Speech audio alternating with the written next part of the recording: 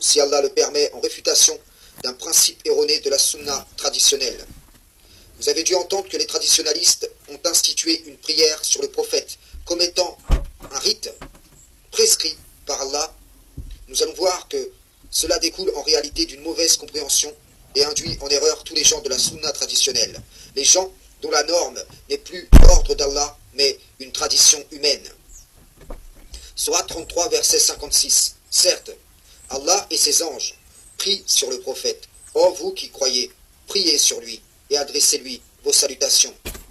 Ici, il ne s'agit nullement de prier sur le prophète, ni de lui adresser nos salutations après sa mort, mais ceci était conditionné à son temps de vie, et donc c'est comme pour son suivi et son obéissance. Il fut donc prescrit aux croyants de se lier au prophète dans l'obéissance, et via cette liaison apporter le soutien dû de par leur engagement envers Allah. Ceci, dans l'horizontalité comme dans la verticalité, Allah et ses anges se sont liés au prophète lui apportant leur soutien. Sourate 66, verset 4.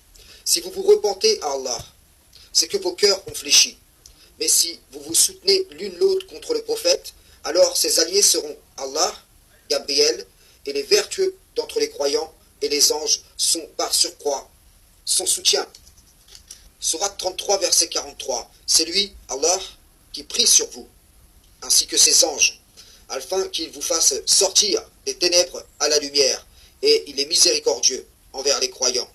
Ici, nous constatons qu'Allah et ses anges se lient aux croyants, et qu'à travers ce lien, il leur donne de quoi sortir des ténèbres à la lumière.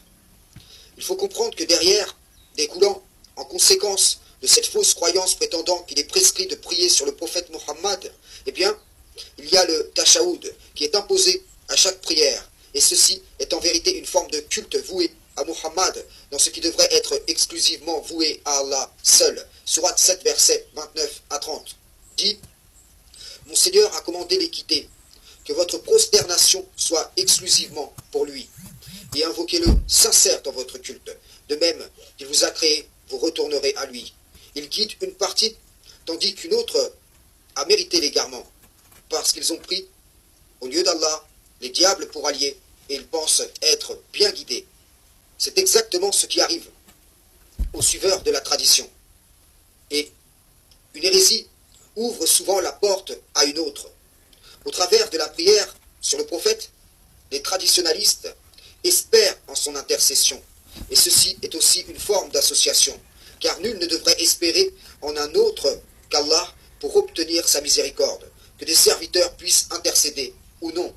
Malheureusement, ils ont des récits trompeurs où ils trouvent de quoi satisfaire leur cœur. Et dans ces récits, il est dit que de Adam, jusqu'à Isa, fils de Mariam, tous solliciteront Muhammad pour intercéder auprès d'Allah et que seul celui-ci sera entendu et exaucé. Tels sont les genres de promesses qui leur sont faites au travers de leur tradition. En vérité, ils sont comme ceux qui disent « Nous ne les adorons que pour qu'ils nous rapprochent davantage d'Allah ». Et je vous déclare dès aujourd'hui que ces menteurs trouveront le prophète Mohammed lui-même se désavouant d'eux et témoignant contre eux.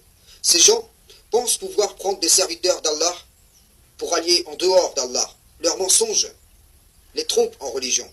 Ils sont devenus comme ceux qui, se réclamant de Moussa et de Issa, se sont en vérité détournés de la voie prescrite en la Torah et l'Injil. Car, je le rappelle, le Coran, la Torah, l'Injil sont des appels à l'islam et non des appels aux idéologies qui ont été forgées sur le dos de ces parts de l'écriture. Frères et sœurs, salam, shalom.